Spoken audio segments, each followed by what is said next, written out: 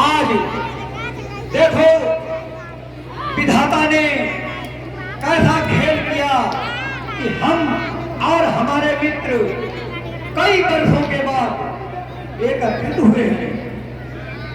कहो मित्र। हाँ हाँ क्यों नहीं मित्र। कहो मित्र, तुम्हारा राजकाज तो सही रूप से चल ही रहा है। हाँ क्यों नहीं।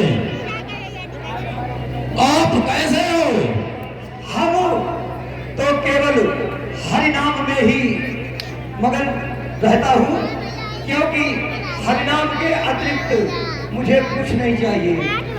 तुम्हें मालूम होगा कि हमारा परिवार केवल एक सत्ता के लालच में सब समाप्त हो चुका। लेकिन जब ताऊ हमारे जो महाराज बाली थे वो तो समाप्त हुए ही, लेकिन उनके वियोग में उनके पक्ष वाले जो बानर थे वो भी सब छोड़कर मैदान चले गए। वो कौन चले गए वो सब आप लोग जानते होंगे। कहो मित्र, अब तुम जा कहाँ रहे हो। मैं तो पिताजी की आज्ञा से युद्ध के लिए जा रहा हूँ। मित्र, युद्ध का नाम छोड़ो। लड़ाई झगड़ा बर्बाद करता है, कभी कभी प्राणों को भी ले बैठता है। मैंने ये समाचार पहले ही सुन रखा था। मैंने इसीलिए तुम्हें जाकर के रास्ते में मिलकर ये समझाना चाहा कि मित्र, लड़ाई को छोड़कर तुम्हारा जो लंका का राजा रावण है वो एक अन्यायी है, और जहां पर अन्याय होता है वहां पर धर्म तो हो नहीं सकता, और जहां पर धर्म नहीं हो सकता वहां पर विजय भी नहीं हो सकती। इसलिए हमारी बात मानो, तुम हमारे साथ में चलो और जो प्रभु श्री राम है उनकी सेवा में तुम भी लग जाओ और हम भी लग जाएं। ऐसा कदापि नहीं होगा। आओ पहले गले मिल लो। देखो मित्र, मित्र का जीवन बचाना एक अच्छी बात है, और जो जन जीवन देता है ये भी एक बहुत अच्छी बात है। लेकिन मालूम होता है कि तुम हमारे कहने के अनुसार मानोगे नहीं।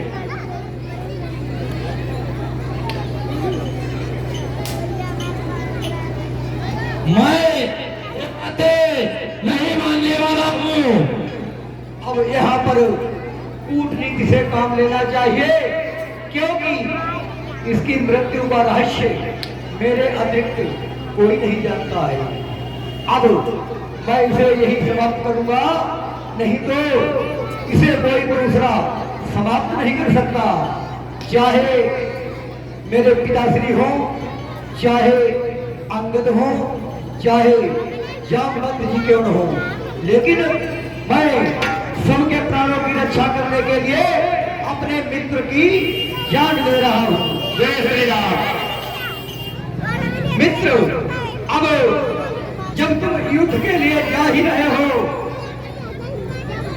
मित्र जब तुम युद्ध के लिए जा ही रहे हो तो ठीक है, तुम अपनी रास्ता लो और मैं अपनी रास्ता लेता हूँ।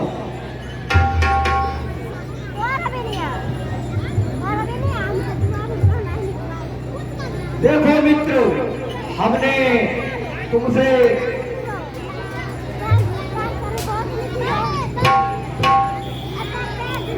देखो मित्र, मैंने तुम्हें समझाने की बहुत कोशिश की। शायद तुम्हें भी मालूम होगा कि तुम्हारी मृत्यु कहाँ पर है। तुम्हारी मृत्यु किस उंगली में है, वह उंगली मेरे कब्जे में है। जीवन चाहते हो? धोखा धोखा। इस प्रकार राम भक्त के द्वारा और नारायण तक का आगमन हो जाता है। आगे अब वो युद्ध निर्णायक मोड़ पर पहुंचने वाला है। रावण के परिवार में कोई भी शेष नहीं बचा, इसलिए अब उसको सूचना मिलती है और उसको फाइनल डिसीजन की तैयारियां हैं। हर सुरक्षा के लिए यदि मित्र का त्याग करना पड़े तो त्याग करने में कोई संकोच नहीं करना चाहिए। और यदि अपने सदस्य कोई ऐसे हो जो कि आगे या पीछे नर्क में ढकेलने की तैयारी करते हो तो उनका भी वध कर देने में कोई पाप नहीं होता है।